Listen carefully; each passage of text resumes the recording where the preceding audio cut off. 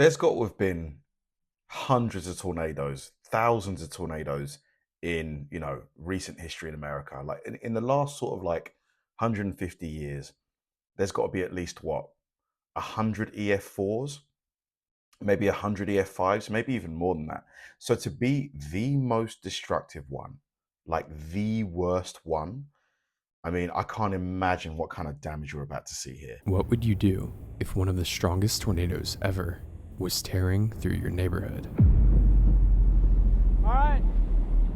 About it. destroying your school, your hospital, and before you even had time to process what was happening, it vanished? Wow. Wow. A massive tornado tears through central Oklahoma, just to the east of the Oklahoma City metro area. The sparsely populated forests near Lake Thunderbird lessen the impact as the EF4 tornado carves through the terrain. Oklahoma's in Tornado Alley, isn't it? I think they get a lot of tornadoes. Sadly, 2 people would be killed, but this destruction did not come without warning. In fact, a well-forecasted, multi-day tornado outbreak was in progress, and it was all due to this. This is a trough, a wave of low pressure sweeping across the United States. This trough is fairly wide and moving quite slowly, allowing specific ingredients in the atmosphere to conglomerate in one area, such as 1. CAPE, the convective available potential energy, or the energy needed for storms to form and persist. 2. Wind shear, strong low-level winds which allow storms to organize and spin. And 3. Moisture, needed to spread heat and fuel storms. Forecasters at the National Weather Service noticed these ingredients and put out a plethora of outlooks for the following days. So far, the outlooks for intense tornadoes have been correct, but the next day, May 20th, was looking more interesting than scary. A 10% outlook for tornadoes was drawn around a corridor from Oklahoma to Arkansas. From an overall perspective, the next day would be one of the more unsure days of the whole system. Right. Moore, Oklahoma is a pretty average suburban community from the outside, essentially just a sprawling appendage to the much larger Oklahoma City.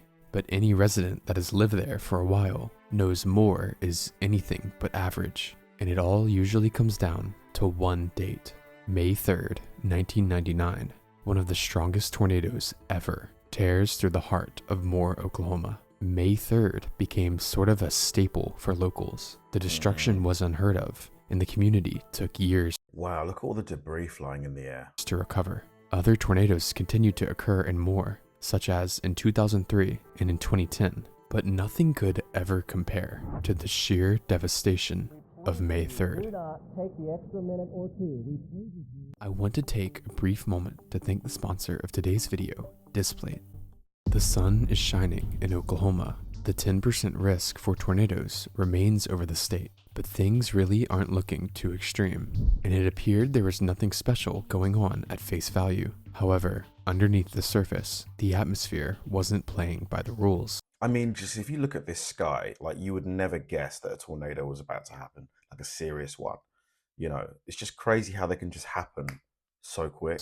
Currently, the wind shear, which provided storms with rotation, was remarkably unimpressive, especially near the surface, meaning any storm that would form would have trouble rotating and as a result have trouble forming a tornado. But sometimes strange things occur. Experts just didn't know it yet.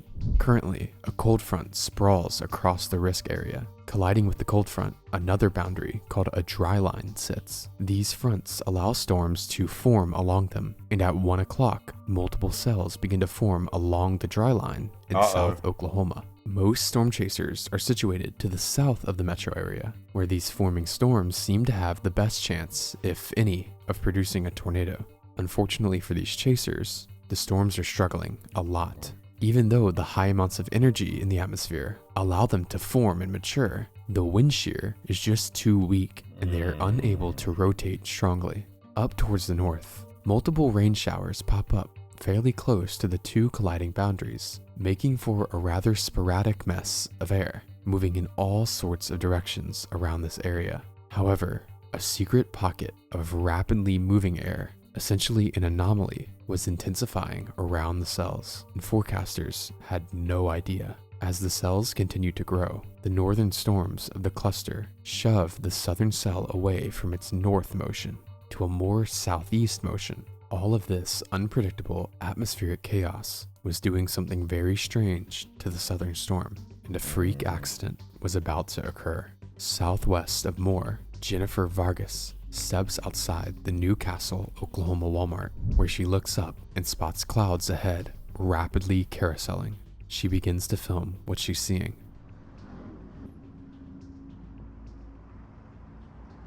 Wow, yeah, you can clearly Just 30 see the seconds spin. later, Newcastle law enforcement also notices the rotation, and tornado sirens in the general area go off. It's starting to get real. Across the highway, in another parking lot, amateur storm chaser Charles Cook is filming the rotation as well. That's when he notices a small nub protruding from the clouds. Yeah, you can see it right here. It's starting to cone, to funnel. As the funnel cloud continues to stretch towards the ground, tiny swirls of wind can be seen brushing the field in front of him.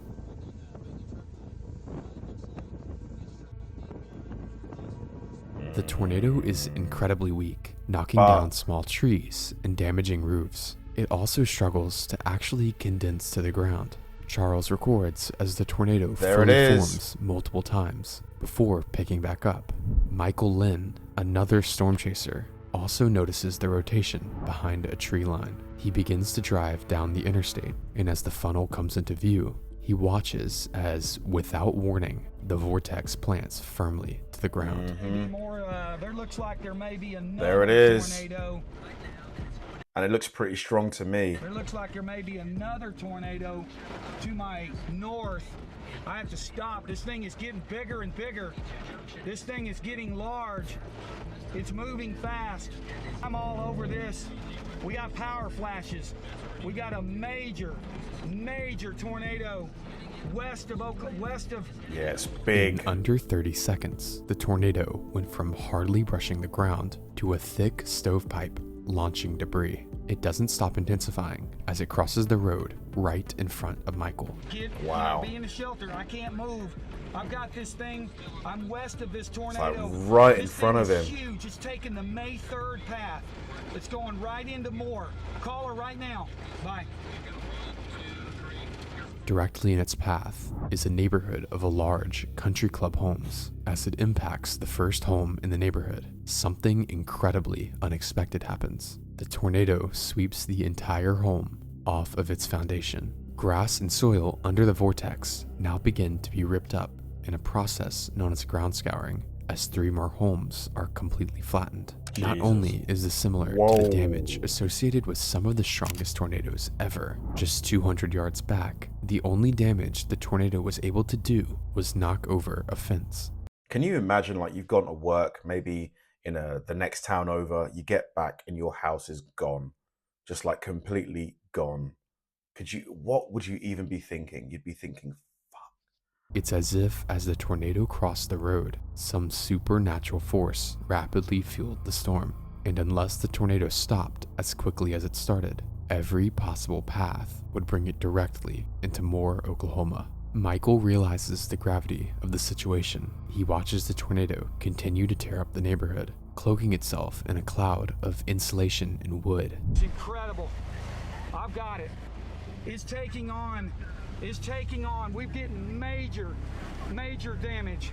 Major damage. As the tornado moves onwards towards the Canadian River, Michael takes off in pursuit of the tornado, racing it towards Moore. At the same time, all 3 local news stations are broadcasting live views of the intensifying tornado, which has now expanded into a large wedge shape. The broadcasts show the tornado approaching Interstate 44, which stretches over the Canadian River. Beside the interstate is the decommissioned US 62 bridge. even though this heavy steel bridge is attached to the ground by concrete mounts. As the tornado slams into the interstate, large segments of the bridge are lifted off their mounts and Wow. are shunted over the road, blocking the southbound lane on the interstate. The vortex then crosses over a Unreal. racetrack, mangling everything on the property and eyeing its next set of homes. It's insane that wind can do this. Like, I know tornadoes, it's not just wind, but do you know what I mean? Like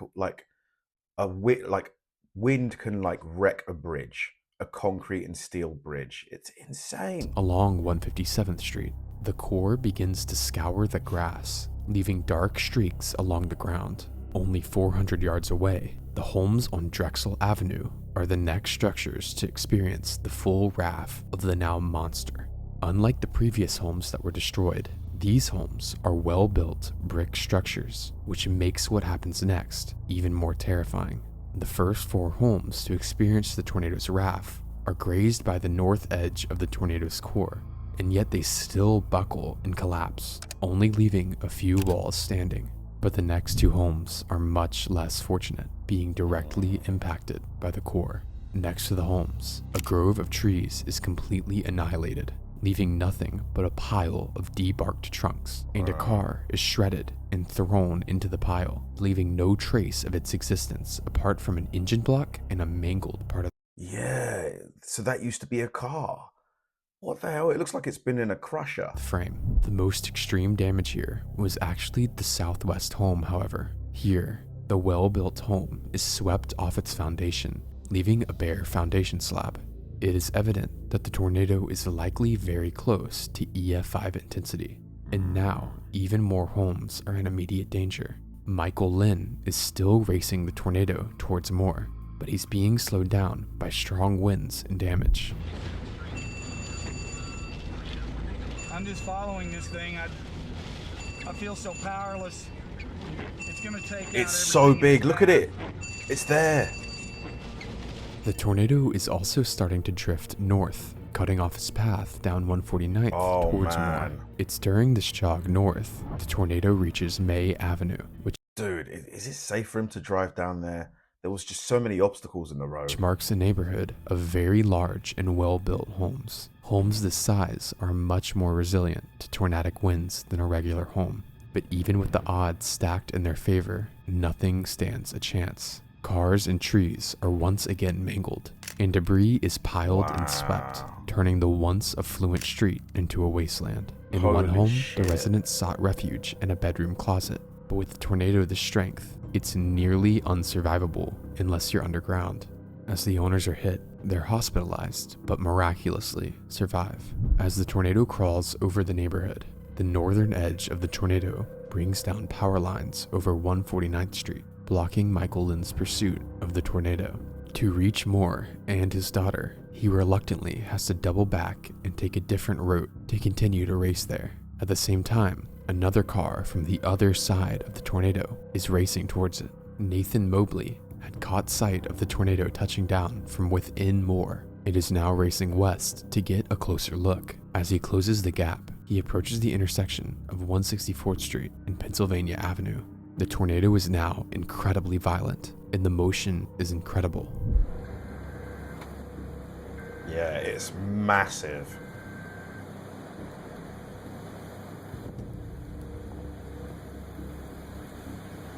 Dude, anything at the base of that tornado is getting wrecked right now. Nathan watches as the tornado barrels into Foreman Drive. 3 large homes located here are decimated, and their debris is smeared across the ground in a process called windrowing, indicating the core has intensified even more. As the tornado crosses Country Edge Drive, another batch of homes are torn down and windrowed into a creek, and as the tornado barely misses a new development of homes to the north, a collection of 8 oil tanks finds themselves in the path of the tornado. As the core passes over the storage facility, the site is completely decimated. 4 of the massive and heavy oil tanks remain at the site, but another 4 have completely disappeared somewhere inside the tornado.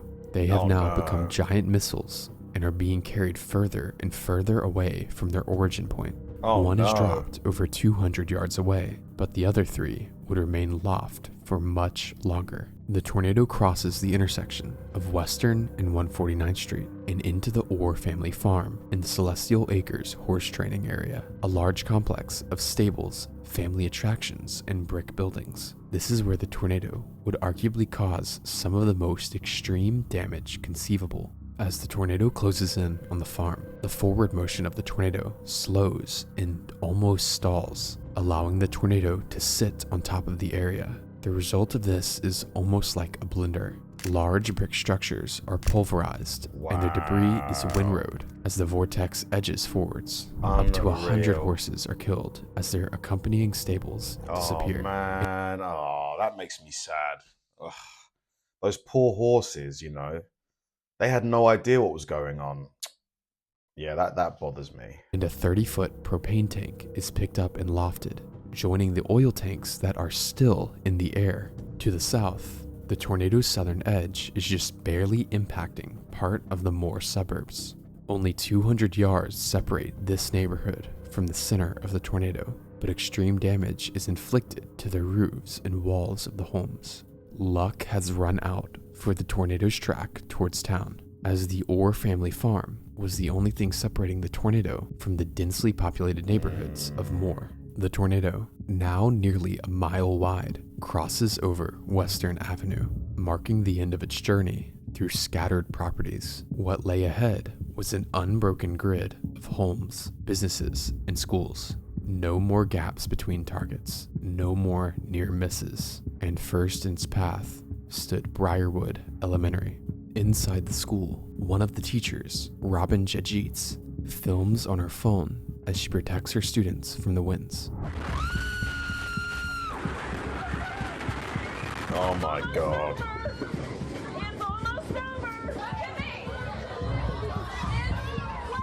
Entire sections of the school collapse as the roof above them buckles, and one of the oil tanks that was still in the air comes crashing down next to the school. God. The bathroom. Dude, could you imagine being a kid in that school at that time? How scary would that be? You'd be thinking all kinds of things. Oh my God, am I going to make it home? Is my home even there? Where are my parents? Ugh. In Briarwood, in nothing short of a miracle, held up to the over 200-mile-per-hour winds, saving every single life in the school. The rest of the building, however, which was constructed out of pure brick and steel, was razed to the ground. Wow. The tornado passing the elementary school meant it was now tearing directly through packed homes, and destruction that followed was genuinely mind-blowing. The tornado sweeps or flattens everything in its quarter-mile wide core. Shit. In one home near the school, two sisters, Karina and Sydney Vargas, are killed while sheltering in their bathtub. In another, a mom passed away when her home collapsed over her. Despite the forewarning of the tornado, there's just no way to properly prepare for an EF5 tornado without a shelter.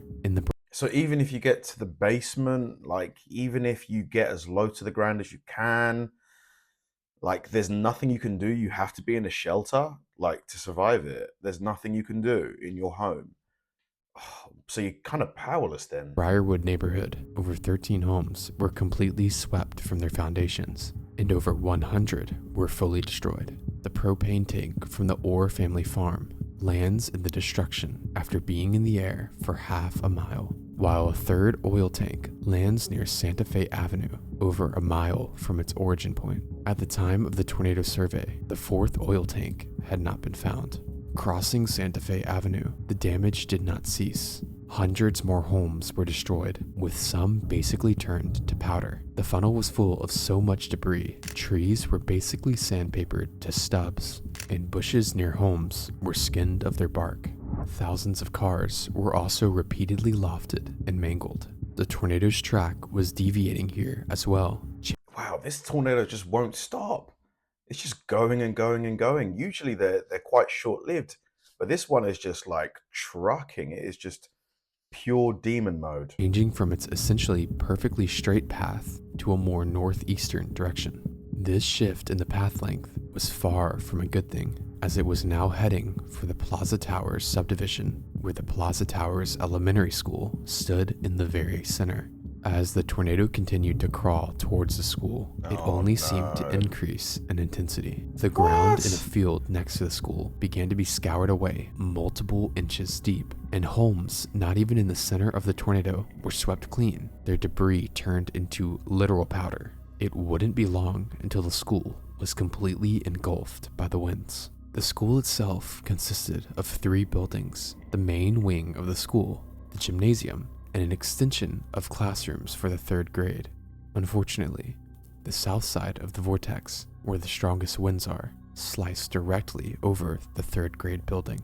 As this happened, the eastern wall of the structure collapsed on top of dozens of students and teachers, sadly killing 7 3rd graders. The death toll would make it one of the most lethal tornado impacts on a school ever recorded. The extremity was not just limited to the school, however, as the surrounding neighborhood was completely flattened. Rows of homes to the south of the school were essentially thrown through the air, leaving nothing on the foundations, and even stripping at the tile on the concrete slabs. The devastation in South Plaza Towers would kill 7 other people while they were sheltering in their home, meaning in just a couple of minutes, the tornado had killed 14.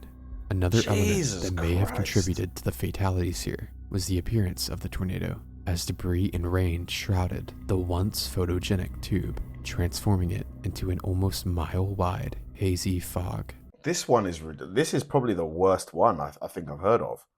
Like, this is probably the worst tornado. I mean, I've heard of quite a few now, but this one has to be right up there. While very few visible angles of the tornado exist at this point, one civilian, Danny Tracy, was recording from about a mile away. While the tornado is too large to fit into his vertical video, stitching together the shots reveals the massive rain-wrapped monster tearing through Plaza Towers. Even closer, Kim Aguilar and her co-workers filmed the tornado passing from an oil change store, and while the tornado missed them by less than half a mile, a shower of debris filled the air, raining down on the streets and stores. Dude, you do not want to be outside right now. That debris, if one of them hits you on the head, could be a big piece of wood. Passing Plaza Towers, the path continues to shift to the north, and the damage, while still extreme, shrinks in width. A cemetery is directly hit next, shifting and even tossing massive headstones around and caking them in mud as the ground is continuously scoured away. A tree line to the north is obliterated before the next neighborhood is hit. Homes continue to be turned to powder when suddenly the tornado begins to slow down and turn sharply to the north. In any normal tornado, this would be an indication that it's about to lift, but suddenly, while moving less than 10 miles per hour, the tornado shifts again, making a complete loop over the area. The tornado was far from over. Near the tornado's loop, 4 homes were impacted so heavily their debris essentially disappeared. While no one was in the homes impacted, the vortex unfortunately looped over something else, a gas station where multiple people were taking shelter inside. If a normal EF5 tornado wasn't enough, a nearly stationary one has to be unsurvivable. And unfortunately, 3 people died in the gas station. The loop also had another side effect. The path was now heading southeast, directly towards the Moore Medical Center, the town's hospital. As it ripped through the hospital, cars in and around the building were tossed, thrown. Oh my God, this is all from the tornado.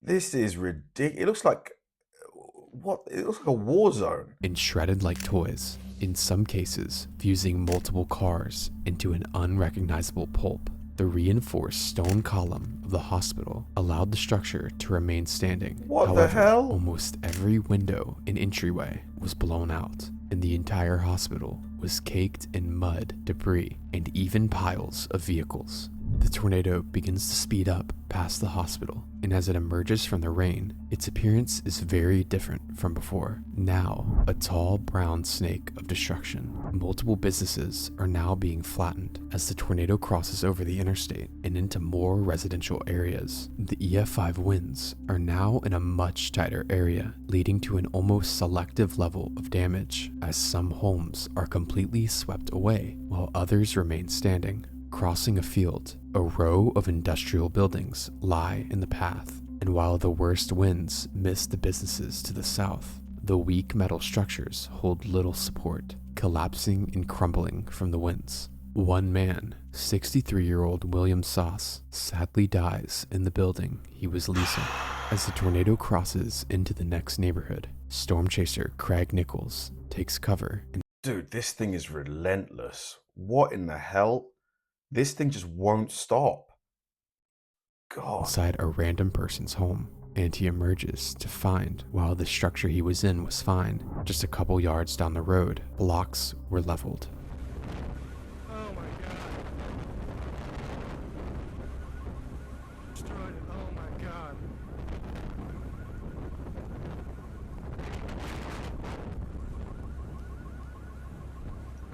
To the south, Jeffrey Lekes also records the tornado, just barely missing him.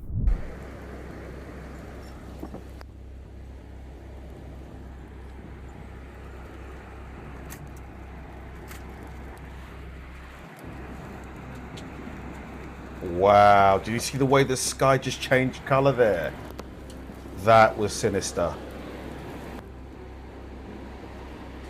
Did you see the blue? Did you see the blue in the corner? What was that?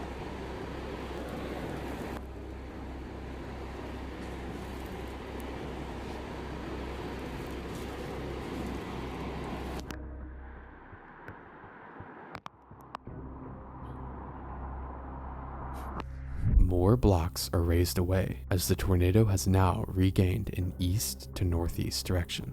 The outer windfield and core both steadily shrink, turning into more of a drill into the earth as it continues to level more and more homes. A portion of the Highland East School is completely swept away, luckily with no one inside. And past the school, a park is destroyed and covered in mud. The tornado splinters one last row of homes south of Highway 37 before the packed suburbs of Moore cease.